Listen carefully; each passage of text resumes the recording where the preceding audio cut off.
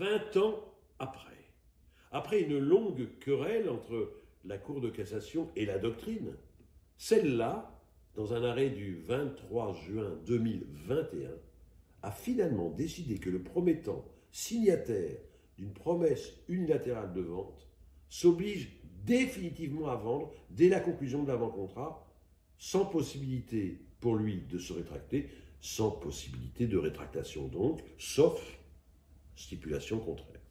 Ce faisant, la Cour de cassation met donc fin à sa jurisprudence antérieure dans laquelle elle avait successivement décidé que, dans ce type de contrat préparatoire, la sanction de la révocation de sa promesse par le promettant ne pouvait consister qu'en des dommages à intérêts, parce qu'il n'était tenu que d'une obligation de faire, puis, postérieurement, parce que la levée de l'option par le bénéficiaire, postérieure à la rétractation du promettant, excluait toute rencontre des volontés réciproques de vendre et d'acquérir, et s'opposait donc à l'exécution forcée de la vente promise. Une majorité d'auteurs, à quelques exceptions près, avait critiqué cette jurisprudence. Pourquoi ?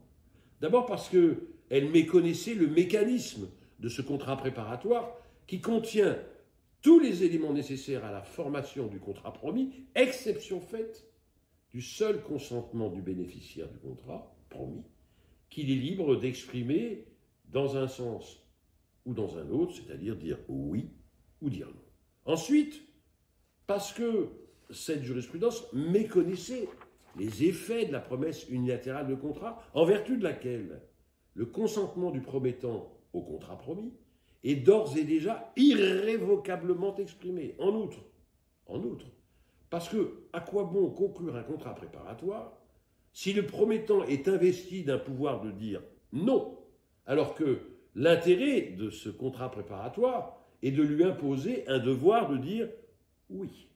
Enfin, cette jurisprudence portait atteinte au cœur même du modèle contractuel français, à savoir, en l'occurrence, du principe du respect de la parole donnée, principe moral, en vertu duquel la parole contractuellement donnée a une valeur telle qu'elle n'a pas de prix et que son inexécution ne peut donc pas se résoudre en dommages et intérêts.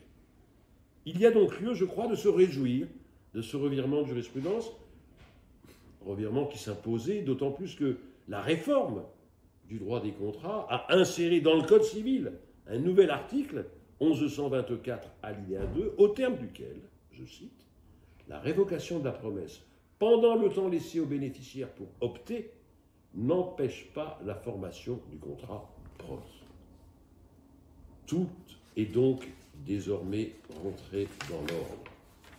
Et on ne risque plus, par conséquent, d'entendre ce que m'avait opposé lors d'un colloque sur ce thème un magistrat de la Cour de cassation pour justifier la jurisprudence de cette Cour, à savoir, je cite, et j'ouvre les guillemets, « Mais monsieur le professeur, vous semblez ignorer que la promesse unilatérale n'est pas un contrat.